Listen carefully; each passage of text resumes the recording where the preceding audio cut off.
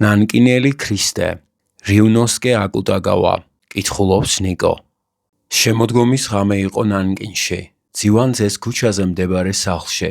ძველ მაგიდაზე იდაღვთ აღრდნობელი, მოწყენით იჯდა ფერმკრთალი ჩინელი გოგონა და გალაქულ ლანგარზე დაყრილ საზამთროს მარცვლებს აკნატუნებდა.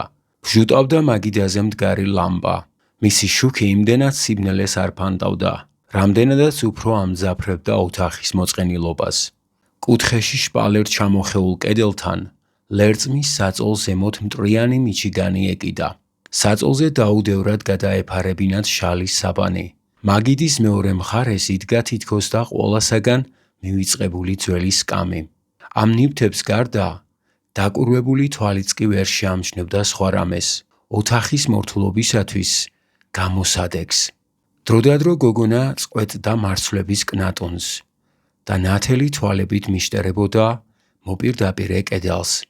იქ პირდაპირ მისწენ, კაუჭზე, მოგრძალებით ეკიდა ბრინჯაოს ჯვარცმა, რომელზეც ბუნდოვანი ჩრდილებით იხატებოდა ნახევრად წაშლილი სადა ბარელიეფი. ფართოდ ხელებ გაშლილი ჯვარცმული ქრისტეს გამომსახველი. ყოველთვის როცა კი გოგონა მას შეხედავდა, გრძელ წამწამებზე მყისვე უქრებოდა დარდის აჩრდილი და თვალებში გულუბრყვილო იმედის სხივი უკიაფებდა. მაგრამ გოგონა მაშინვე მიმოიხედავდა, ღრმად ამოიოხრებდა. ძლივ შეარხევდა შავი აბრეშუმის კოპთით დაფარულ მხრებს და ისევ კნატუნს განაგრძობდა. გოგონას სუნ ძინხუა ერქვა. ის 15 წლის მეძავი იყო და იმისათვის, რომ როგორმე თავი ერჩინა, ამ ოთახში თითქმის ყოველ საღამოს იღებდა სტუმრებს. ცინვეის მრავალრიცხოვან მეძავთა შორის მისნაირი გარეგნობის საკმაოდ ბევრი იყო, მაგრამ საეჭვოა, მისგვარი სათუთი ხასიათისა სხვა ვინმე გენახათ. ძინხუა სხვა მეძავებისაგან განსხვავებით არ იყო მატყუარა და ხუშტურიანი. ის მხიარული ხიმილით ართობდა სტუმრებს, რომლებიც ყოველ საღამოს ეწვეოდნენ ხოლმე მის პირქუშ ოთახს. და თუ ხანდახან დაკანონებულზე მეც უხდიდნენ, უხაროდა, რომ ამ ფულით შეეძლო ერთი ზედმეტი ჭიქა საკეთი გამასპინძლებოდა მამას, ერთადერთ მახლობელ ადამიანს. ძინხუას ასეთი ქცევა ცხადია მისი ხასიათით აიხსნებოდა, მაგრამ იყო ერთი მიზეზიც. სახელდობ, ის დედას ბავშვობიდანვე კათოლიკურ რწმენაზე აღიზარდა. ამას ადასტურებდა კედელზე ჩამოკიდებული ჯვარცმა. სიტყვა მოიტანა და ერთხელ ძინხუასთან ცნობის მოყვარეობის გამო ღამე გაატარა ახალგაზრდა იაპონელმა ტურისტმა, რომელიც იმ ზაფხულს ჩამოსულიყო შანხაის დოღის სანახავად და სამხრეთ ჩინეთის ხედებით დასადგმობად.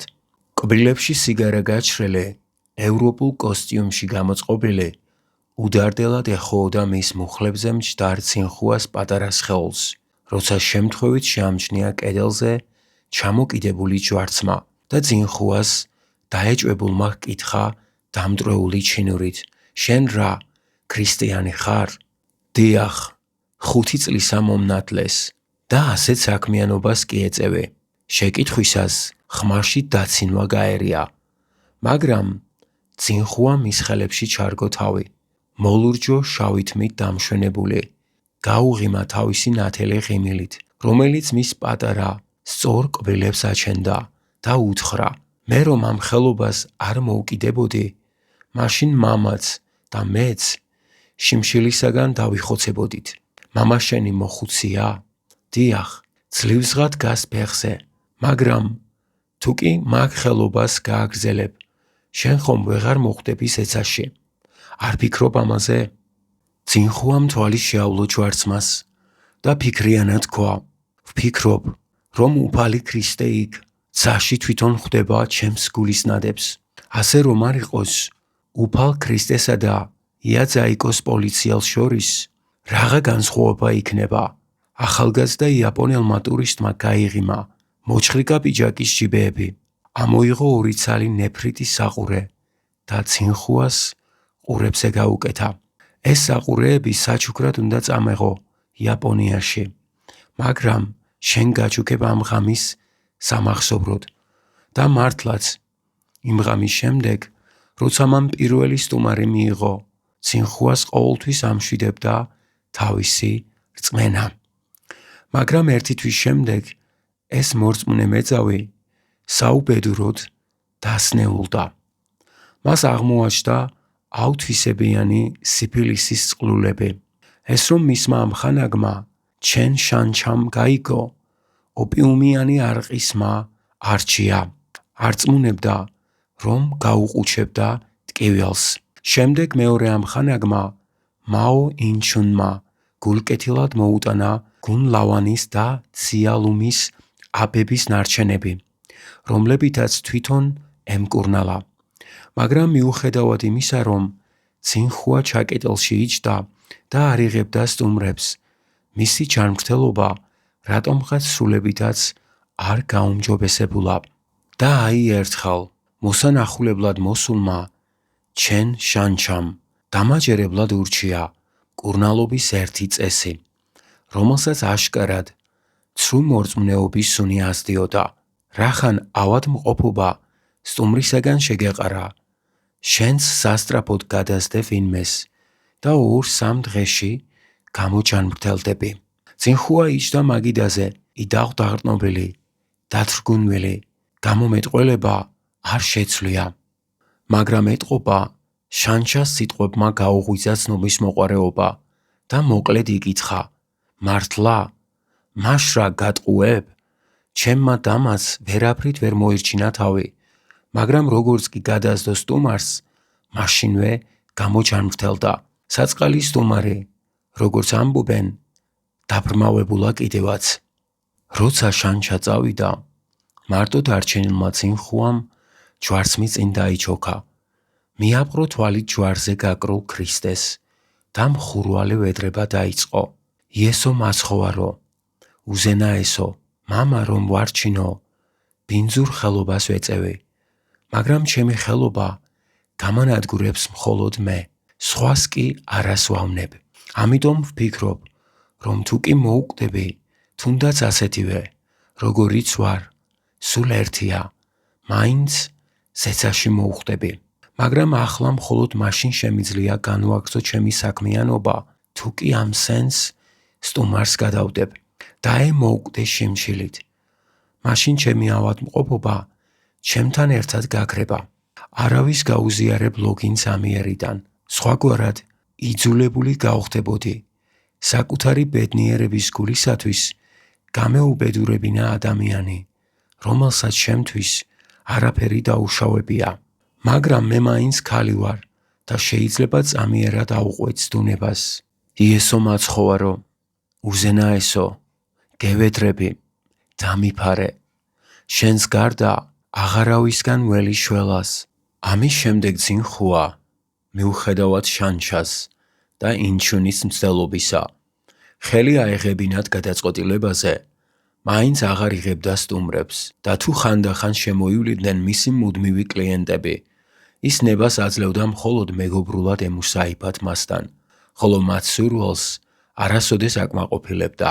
საშინელი ავადმყოფობა მჭირს, თუ ჩემთან დაწვევით, თქვენს გადაგედებათ, ამბობდა ცინხუა და არცერიდებოდა ეჩვენებინა თავისი სნეულების დამადასტურებელი ნიშნები, როცა მთვრალი კლიენტი ცდილობდა ძალით დაუფლებოდა მას. ამიტომ სტუმრებმა თანდათანობით შეწყვიტეს მასთან სიარული და მისი ცხოვრება დღითი დღე ძნელდებოდა. ამ საღამოს ცინხუა დიდხანს იჯდა მაგიდაზე დაღრტნობილი, არაფერს აკეთებდა და დაფიქრებული მიშტერებოდა სივრცეს. სტუმარი ისევ არ ჩანდა, ნელა ახლოვდებოდა შუაღამე. ყველაფერი სიჩუმეს მოეცვა. ცინხუას სმენამდე მხოლოდ ჭრიჭინობელის ჭრიჭინი აღწევდა საიდანღაც. გაუთბობელ ოთახში ქვის იატაკიდან სიცივე ამოდიოდა. ყალივით შონავდა მის ნაცრისფერ აბრეშუმის ფეხსაცმლებში და კოხტა ფეხებს უთოშავდა. ცინხუა ერთხანს კიდევ დაფიქრებული უყურებდა ლამპის უხიმღამო შუქს. შემდეგ შეაჟრჟოლა. მოისრისა ყური, რომელზედაც ნეფრიტის საყურე ეკიდა და მტკნარება შეიკავა. თითქმის იმავე წამს შეხებილი კარები მკვეთრი ბიძგით გაიღო და ოთახში უცნობი უცხოელი შემოიჭრა. ალბათ იმის გამო, რომ კარები ბოლომდე გაიღო, ლამპა აალდა და ოთახი უცნაური წითელი ბოლავის შუქით განათდა. თავიდან ფეხებამდე ამ შუქით განათებული სტუმარი ბორძიკით ჩამოეყრდნო მაგიდას, მაგრამ იმ წამსვე გასწორდა, უკან დაეხია და მძიმედ მიეყუდა კარებს, რომელიც ის იყო დაეხურა. წინხუა ანგარიშმიუცემლად წამოდგა და გაოცებული მიაჩერდა უცნობს. სტუმარი 38 წლისა იქნებოდა. ზემოკიდებული, წვერიანი მამაკაცი იყო. დიდ თვალება, ყავისფერ ზოლებიან პიჯაკსა და ასეთივე კეპით გამოწყობილი. ოღონდ საოცარი ის იყო, რომ მიუხედავად მისი აშკარად უცხოელობისა, მაინც თმა ჩამოყრილი და კბილებში ჩამქრად ჩიბუხ გაჩრელი შემოსასვლელში რომ იდგა და მთელი ტანით ფარავდა კარს, შეიძლებოდა უგონო მთვრალად ჩაგეთვალათ, რომელმაც შეცდომით შემოაბოდა აქ. რა გნებავთ? თითქმის საყვედურით კითხა ცოტა არ იყოს შეშინებულმა წინხუამ, ისე რომ მაგიდას არ მოშორებია. სტუმარმა თავი გააქნია იმის ნიშნად, რომ ჩინური არ ესმოდა. შემდეგ პირიდან ჩიბუხი გამოიღო და უცხო ენაზე წარმოთქვა რაღაც გაუგებარი სიტყვა. ამჯერად წინხუას დასჭირდა თავის გაქნევა, რის გამოც მისმა ნეფრიტი საყურეებმა ლამპის სინათლეზე გაიციალეს. რომ დაინახა თუ როგორ დაბნეულად შეჭმუხნა წინხუამ თავისი ლამაზი წარბები, სტუმარმა უცებ ხმამაღლა გადაიხარხარა, შინაურულად დააგდო კეპი და ბორძიკით გასწია ქალისაკენ. შემდეგ კი ძალა გამოცლილი დაეშვა მაგიდის მოპირდაპირე მხარეს მდგარ სკამზე.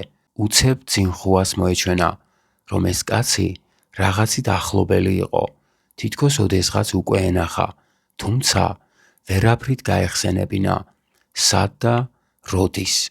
სტუმარმა უცერემონიოდ მოხვედა მუჭით ლანგარზე დაყრილი საზამთროს მარცვლები, მაგრამ ჭამა არ დაუწყია, მხოლოდ დაჟინებით მიაცქერდა წინხუას და კვლავ ხელების უცნაური ქნევით დაიწყო ლაპარაკი უცხო ენაზე.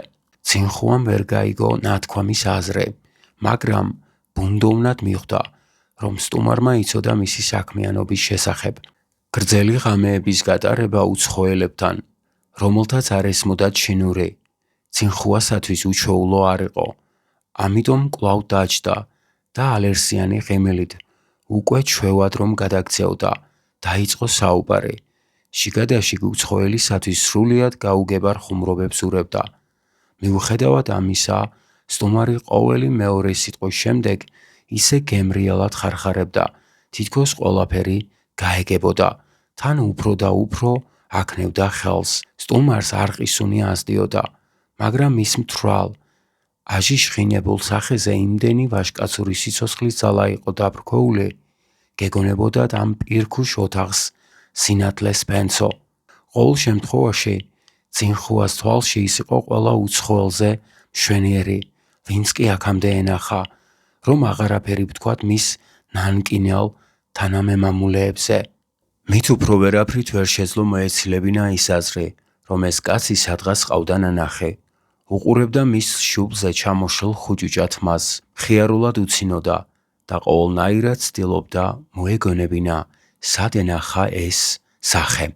ის ხომ არ არის თავის სქელ ცოლთან ერთად რომ მოგზაურობდა კარჭაპით. არა, ის გაცილებით წითური იყო. იქნებ ის ფოტოგრაფია, კუნძის მავზოლეუმს სურათს რომ უღებდა ცინვეიში. მაგრამ ის მგონი უფრო ხნიერი იყო. ჰო, ერთხელ როგორღაც დავინახე, როგორ ირეოდა ხალხი ლიტაციოს ხიდთან მდებარე რესტორნის წინ და ვიღაც მამაკაცი ზუსტად ასეთი იერიშს, როგორ ურტყამდა მსხვილ ჯოხს ზურგზე რიქშას. ალბათ ისაა, თუმცა იმას მგონი თვალები უფრო ცისფერი ჰქონდა. სანამ წინხუა ამაზე ფიქრობდა, უცხოელმა წადიერად დატენა ჩიბუხი, მოსწია და სურნელოვანი კვამლი გამოაფუტა. შემდეგ კვლავ რაღაც თქვა, გაიცინა, ამჯერად წყნარად, 2 თითი ასწია. წინხუას თვალებთან მიუტანა, რითაც აუხსნა, რომ 2 თითი $2 ნიშნავდა. ეს რა თქმა უნდა ყველამ იცოდა, მაგრამ რადგან წინხუა უკვე აღარ იღებდა სტუმრებს, ამიტომ შვიდად განაგრძო მარცვლების კნატუნი და უარის ნიშნად ღიმილით ორჯერ გააკნია თავი. მაშინ სტუმარი კადნიერად გადმოეყუდა მაგიდას. ლამპის სუსტ შუქზე სახე მიუახლოვდა წინხუას სახეს და დაჟინებით დააცქერდა. შემდეგ კი უსიტყვო მოლოდინით აჩვენა 3 თითი. წინხუამ, რომელსაც კნატუნი ჯერაც არ ჰქონდა შეწყვეტილი, უკან დასწია შეცვუნებული სახე. სტუმარს ალბათ ეგონა, რომ ქალი $2 არ დანებდებოდა. ამავე დროს კი რახან ჩინური არ იცოდა, ყოვლად შეუძლებელი იყო მისთვის საქმის ვითარების ახსნა. წინხუამ მწარედ ნანობდა თავის ქარავშუტობას, მან სტუმარს მოაშორა თვალები და ძალაუნებურად კიდევ ერთხელ გააკნია თავი. მაგრამ უცხოელმა კვლავ გაიღიმა. მცირე ყოყმანის შემდეგ 4 თითი ასწია და კვლავ რაღაც დაელაპარაკა უცხო ენაზე. სრულიად დაბნეულმა წინხუამ უკვე გაღიმებაც ვერ შეძლო, მაგრამ ამ წუთს გადაწყვიტა, რომ რახან საქმე ასე შეტრიალდა, მანამდე ექნია უარის ნიშნად თავი, სანამ სტუმარს არ მოსწყინდებოდა. ამ დროს კი თითქოს რაღაც უხილავის ჩაჭერა სურსო. სტუმარმა 5-ვე თითი გაშალა. შემდეგ ისინი კარგახან საუბრობდნენ მიმიკისა და ჟესტების დახმარებით. სტუმარი დაჟინებით უმატებდა თითო თითს. ბოლოს და ბოლოს ყველა თითი გაშალა, მაგრამ $10 კი მეძავისათვის ესოდენ დიდმა თანხამ. ვერ შეარყია წინხუას გადაწყვეტილება. ადრევე ზეზე წამომდგარი გვერდულად იდგა მაგიდასთან და როცა სტუმარმა 10-ვე თითი აჩვენა, მან გულ მოსულად დააბაკუნა ფეხები და რამდენჯერმე ზედისედ გააკნია თავი. იმავე წამს კედელზე ჩამოკიდებული ჯვარცმა რატომღაც კაუჩს მოწყდა და მსუბუქი ჟღარონით დაეცა ქალის ფეხებთან ქვის იატაკზე. წინხუა სწრაფად დაიხარა და ჯვარცმა სათუთად აიღო. ამ დროს შემთხვევით შეხედა ჯვარცმული ქრისტეს სახეს და ჰოის აოცრებაო. ეს სახე აღმოჩნდა ცოცხალი გამოსახულება უცხოელისა, იქვე რომ იჯდა მაგიდასთან. აი თურმე რატომ ეცნაურებოდა მისი სახე. ეს ხომ უფალი ქრისტეს სახეა. წინხუამ სასოებით მიიხუტა ჯვარცმა შავი აბრეშუმის კოპთით დაფარულ მკერდზე და განცვიფრებული მოაჩერდა მის წინ მჯდარ სტუმარს. სტუმარი, რომლის შეზარხოშებულ სახეს ძველებურად ანათებდა ლამპა, დროდადრო არტყამდა ნაფასს და მრავალმნიშვნელოვნად იღიმებოდა. მისი თვალები სრიალებდნენ ქალის სხეულზე, მის თეთრ ყელზე, ყურებზე, რომლებზეც ნეფრიტი საყურეები უციალებდა. მაგრამ წინხუას ეგონა, რომ ამ სახითაც კი მისი სტუმარი აღსავსე იყო რაღაც თბილი, დიდებულებით. სტუმარმა ცოტა შეიცადა, მერე პირიდან ჩიბუხი გამოიყო. მრავალმნიშვნელოვნად დაუქნია თავი წინხუას და მხიარული ხმით რაღაც თქვა. ამ სიტყვებმა დახელოვნებული ჰიპნოზიორის ჩურჩულივით იმოქმედა წინხუაზე. ხომ არ დაივიწყა მან თავისი დიდსულოვანი გადაწყვეტილება. მოცინარი თვალები დახარა და ბრინჯაოს ჯვარცმით ხელში დარცხვენილი მიუახლოვდა საიდუმლოებით მოცულ უცხოელს. სტუმარმა მოიქეკა შარვლის ჯიბე და ვერცხლის ფული მოაგროვა. მერე კი ძველებურად მოცინარე თვალები მიაპყრო წინხუას და ერთხანს მისი ცქერით ტკბებოდა. მაგრამ უსებ ღიმილი მხურვალე ბრწყინვით შეეცვალა. იგი წამოხდა სკამიდან. მოეხვია წინხუას და მაგრად მიიხუტა არყის სუნით გაშხენთელ პიჯაკზე. ლამის გრძნობა დაკარგულ წინხუას ნეფრიტის საყურეებით დამშვენებული თავი უკან გადაედო. ფერმკრთალი ლოყები ალეწოდა და მოჯადოებული უყურებდა თითქმის თვალებთან მობჯენელ მის სახეს. რა თქმა უნდა, უკვე აღარ ჰქონდა იმის ფიქრის თავი. დანებებოდა ამ უცნაურ უცხოელს თუ აერიდებინა მისი კოცნა, მისივე კეთილდღეობისათვის. წინხუამ ტუჩები დაახვედრა წვეროსანს და იგრძნო. მხურვალე სიამით ევსებოდა გული, პირველად განცდილი სიყვარულის სიამით. რამდენიმე საათის შემდეგ უკვე ჩაბნელებულ ოთახში ძლივს გასაგონი ჭრიჭინობელისა შემოდგომის ნახველით მოსავდა ორ მცინარე ადამიანის სუნთქვას, საწოლიდან რომ მოდიოდა. მაგრამ სიზმარი, რომელსაც ამ დროს წინხუა ხედავდა, მაღლდებოდა მტვრიანი მიჩიგდანით დაფარული საწოლიდან და მიიწევდა სულ მაღლა და მაღლა, სახურავს ზემოთ, ვარსკვლავებით გაბრწყინებულ მთვარიან ღამეში. წინხუა იჯდა წითელი სანდლის ხის სკამზე და ჩხირებით შეექცეოდა მაგიდაზე დახვეობულ ნაირ-ნაირ კერძებს. აქ იყო მერცხლის ბუდეები, სვიგენის ფარფლები, მოშიშული კვერცხი, შებოლილი ჭანარი, შემწვარი ხორიშხორცი, ტრეპანგით მომზადებული უხა, ყველაფერს ვინ ჩამოთვლის. ოხ, ჭურჭელი კი, მშვენიერი სინები და ჯამები, ათასფრად იყო მოხატული ცისფერი ლოტოსებითა და ოქროსფერი ფენიქსებით. ზურგს უკან ფანჯარაზე მარმარშის ფარდები ეკიდა. იქიდან კი ალბათ ახლოს მდინარე თუ ჩადიოდა, განუწყვეტლი ვისმოდა წყლის ჩქრიალი და ნიჩბების ჩქაფუნი. წინხუას თავის ბავშვობის დროინდელ მშობლიურ ცივეიში ეგონა თავი, მაგრამ უეჭველია, ის ახლა ციურ ქალაქში იმყოფებოდა ქრისტესთან. დროდადრო წინხუა მაგიდაზე აწყობდა ჩხირებს და გარშემო იხედებოდა, მაგრამ ფართო ოთახში ჩანდა მხოლოდ დრაკონის ფიგურებიანი ბოძები და ქოთნები უზარმაზარი ქრიზანთემებით, საჭმელების ოხშივარში გახვეული. მის გარდა კი არავინ იყო იქ სულიერი და მაინც, როგორც კი სინით სარიალდებოდა, წინხუას თვალწინ იგი მაშინვე ივსებოდა საიდანღაც გაჩენილი სურნელოვანი საჭმელებით. უცებ შემწვარმა ხოხობმა, რომელსაც ჯერ კიდევ არ მიჰკარებოდა, ფრთები ააფათქუნა, ღვინიანი დოქი გადააყირავა და ჭერისაკენ აფრინდა. ამ დროს წინხუა მიგრძნო, ვიღაც უხმაუროდ მოუახლოვდა ზურგიდან, ამიტომ სწრაფად მიიხედა უკან, ისე რომ ჩხირები ძირს არ დაუშვია.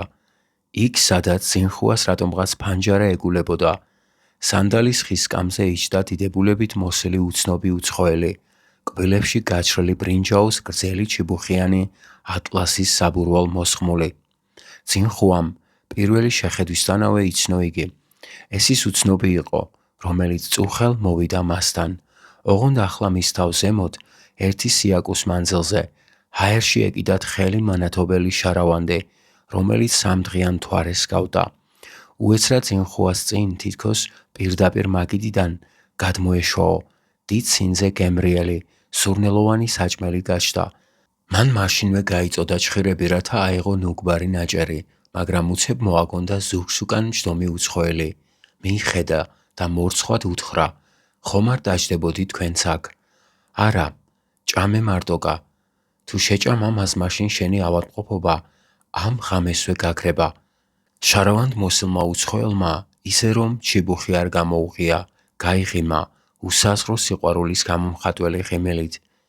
ესე იგი, თქვენ არ გინდათ მიირთვათ? მე არ მიყვარს ჩინური კერძები, ნუ თუ აქამდე ვერ მიცანი. იესო ქრისტეს ჯერ არასოდეს უჭამია ჩინური კერძები. ნანკინელი ქრისტე წამოდგა სანდალის ხის სკამიდან, ზურგიდან მიუახლოვდა თავბრუ დახვეულ წინხუას და ნაზად აკოცა ლოყაზე.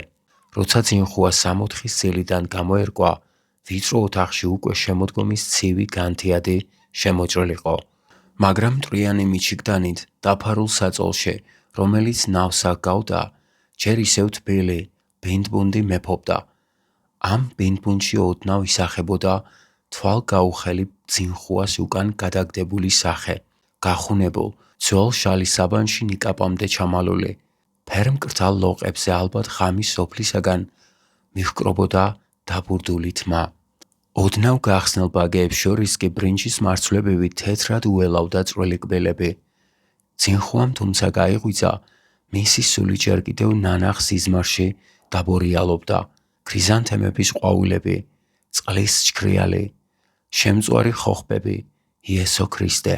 მიჩიგანის ქვეშ კი თანდათან ნათდებოდა და მის მანევრებში ნელ-ნელა იჭრებოდა ცხოვრების უხეში, სინამდვილის აშკარა შეგრძნება.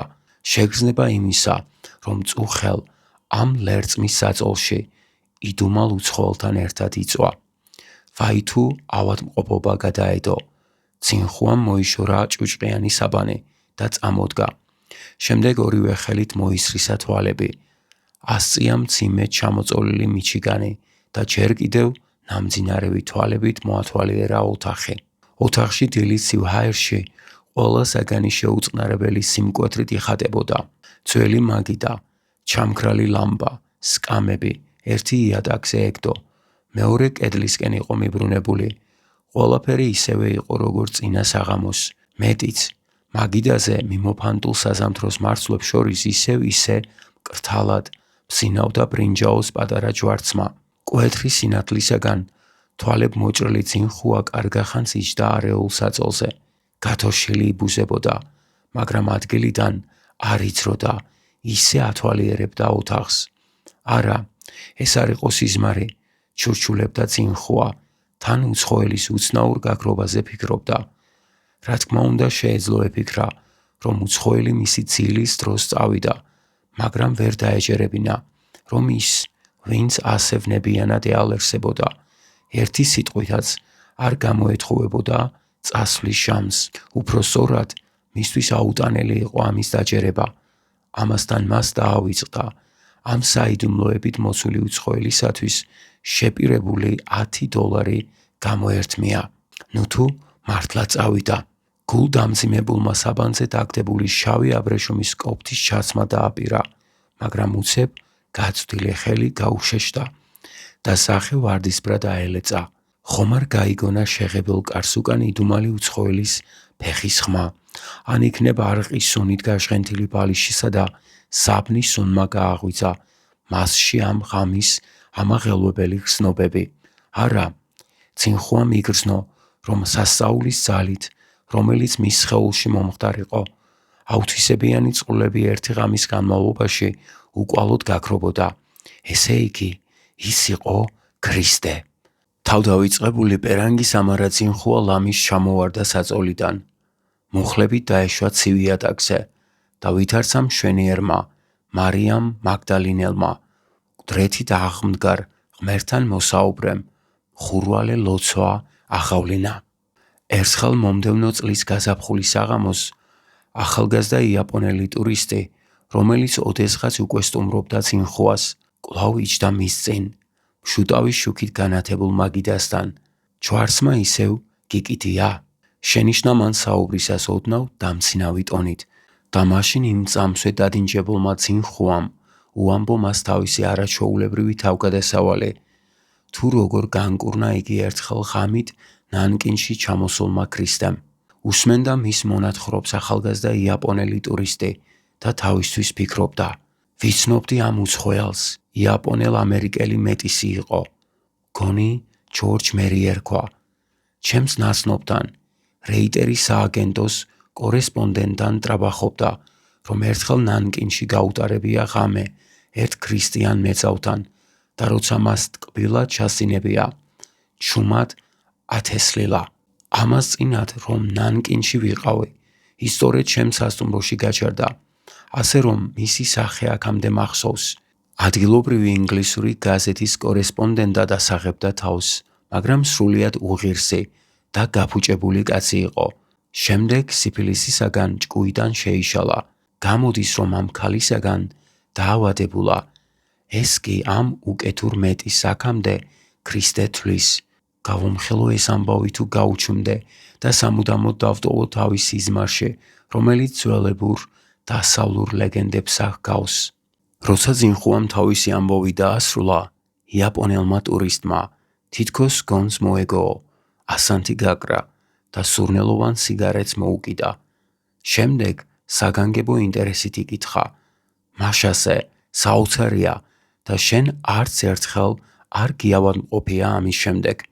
არა, არც ერთხელ, უყოყმანოდ უპასუხა სახე განათებულმა ძინხუამ, ისე რომ არ შეუწყვეტია საზამთროს მარცვლების კნატონი. წიგნის დასასრული. მადლობა რომ გვისმენთ. მომავალ შეხვედრამდე.